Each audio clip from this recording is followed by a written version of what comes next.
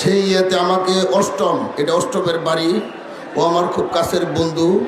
ও আমাকে বললেন যে ভাই আমরা তো হুজুরকে অনেকদিন যাবৎ দেখি না, আমাদের বাবাকে দেখি না, তা আমাদের এখানে একটা আমরা 30 আশ্বিন আমরা উরুস করব।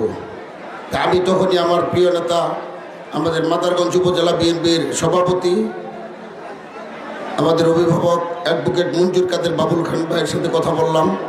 তারপরে উনি আমি সহ আমাদের বেলাঙ্গঞ্জ মাদারগঞ্জের যে প্রিয় নেতা, প্রাণপ্রিয় নেতা জনাব মুস্তাফিজুর রহমান বাবুল, উনি আমাদের অভিভাবক, আমাদের মেলান্দ মাদারগঞ্জের আগামী দিনে প্রতিনিধিত্ব করবেন। তো ওনার সাথে আমি কথা বললাম, আমরা সভাপতি সেক্রেটারি মিলে।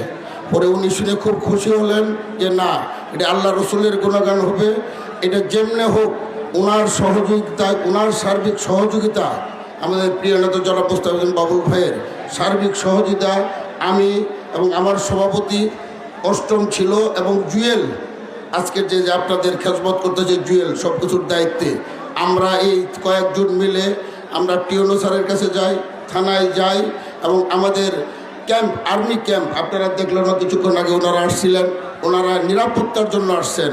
তা আমরা আপনাদের এই হুজুরকে দেখেন না, মুর্শিদপুরীকে দেখেন না, তাকে আপনাকে দেখার জন্য, আপনাদের এই খেদমত করার জন্য আমাদের প্রিয় নেতার তার নির্দেশে আজকে আমি এবং আমার সভাপতি আমরা মিলে অষ্টমের সাথে সহযোগিতা করে এ পর্যন্ত করেছি। আমরা আসলে তরিকের যারা আছেন তাদের সাথে আমরা আছি, আমরা আপনাদের সাথে সব সময় থাকব। আগামী দিনে আপনারা দয়া করে আমাদের সাথে থাকবেন, ইনশাল্লাহ আমাদের জন্য দোয়া করবেন। আমাদের প্রিয় নেতা জনাব মুস্তাফিজুর রহমান বাবুল ভাইকে দোয়া করবেন, তার জন্য দোয়া করবেন, আল্লাহ যেন আগামী দিনে ওনাকে কামিয়াবি করেন। এই বলে আমি আমার কথা শেষ করছি। সকলকে ধন্যবাদ। আসসালামু আলাইকুম। অসংখ্য ধন্যবাদ।